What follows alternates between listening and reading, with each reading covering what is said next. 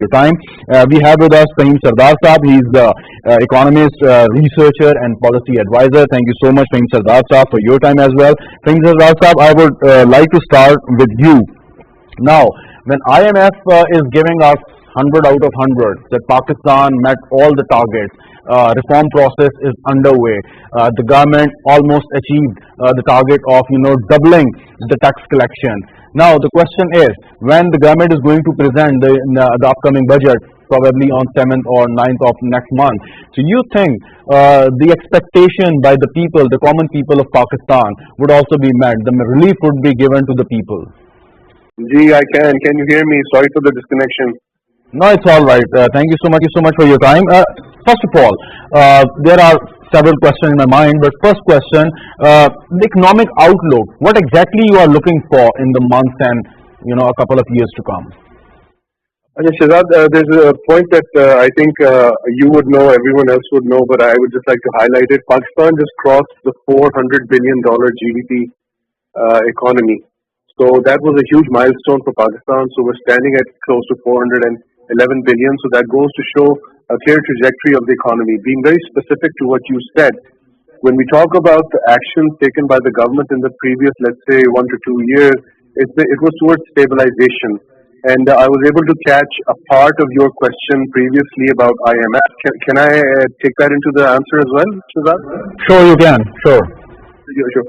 So when the IMF says that we have fulfilled all the parameters, that means we were following the program quite strenuously and quite carefully. So that means everything that we did, or most of the things that we did, there might have been some slippages.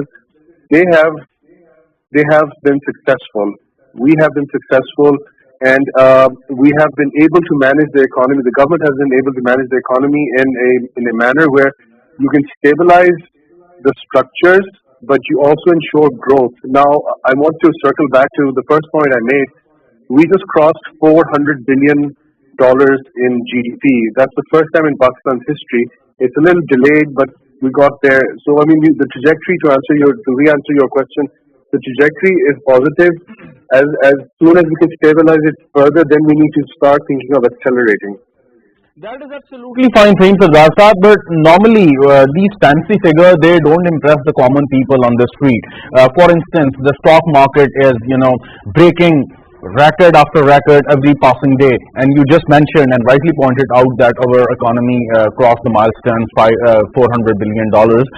The question is, all these economic recoveries, the steps, the trajectories, the reform process, and the steps taken by the government, and record tax collection. So, the common people would ask that what exactly it's going to, how exactly it's going to affect their lives, how exactly the government is offering the relief, when their lives or when the plight of the common people would change or improve. Thank you for bringing that in, Shazad. The common person is not really concerned about IMF. Let me be very frank. The common person is not really concerned about the US dollar parity rate at where it trades at the moment. The cost of a roti, the cost of vegetables, the cost of eggs, ghee, meat. This is what we need to look at, and we need to have a very careful analysis of how certain prices have come down of certain vegetables. But we need to ensure that they remain low. It's a question of supply. Demand is already there. We need to manage the supply. And when we talk about a stable economy, you need to have stable prices internally, as you pointed out. The common man needs to feel the benefit of this whole process. Let's move to oil.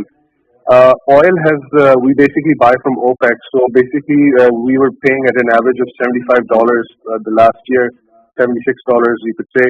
But it's come down to $62 this year.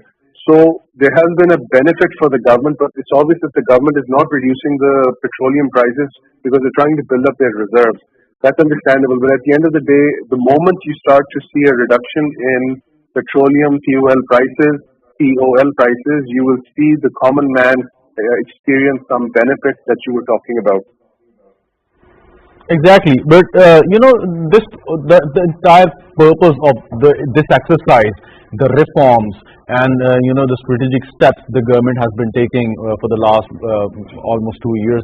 The question is, the purpose or the target of every political government is to provide maximum support to the people, because that's how they can go to the next general election and present their case before the general masses and get maximum number of votes required to form another government. So of course, I mean, this is no bad choice for them. This is no selfishness, but this is how democracy works. So the question exactly is that when that process would start. Now we are holding, the government is not decreasing the fuel prices just because to improve the reserves, or to have the maximum financial cushion that they need.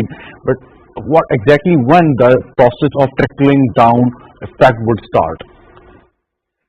As you said, and I was just about to add, the government is trying to strengthen its reserves, trying to build up its position, and I think it's a question of time that as soon as the second tranche, this IMF thing is behind us, I think that's when the government can consider bringing down the oil prices. It is obvious that the government has a strategic reason to keep oil prices where they are, because there's a levy and then there's certain other taxes.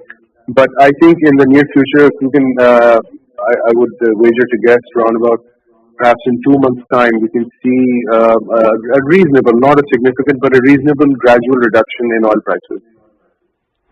All right. One last question for you, Sardar Sahab. You meet so many businessmen on a regular basis.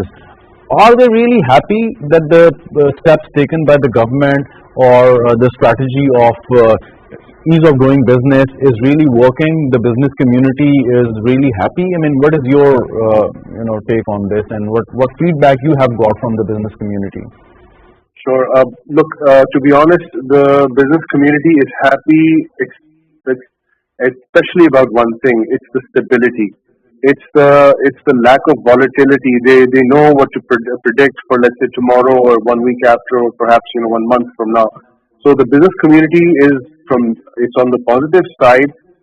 The business community is waiting to see how things pan out. We had this mini war that, mashallah, with Allah's grace, that we won against India. But now we have to get back to business, which we're trying to do. But the business community was and is positive. They are waiting to see, and I'll be very frank here, they're waiting to see how predictable these elements can be. For example, interest rates, the dollar-rupee parity, the liquidity availability, and the inflow into the markets. Exactly. Thank you so much, Sardar Sahab, for your time.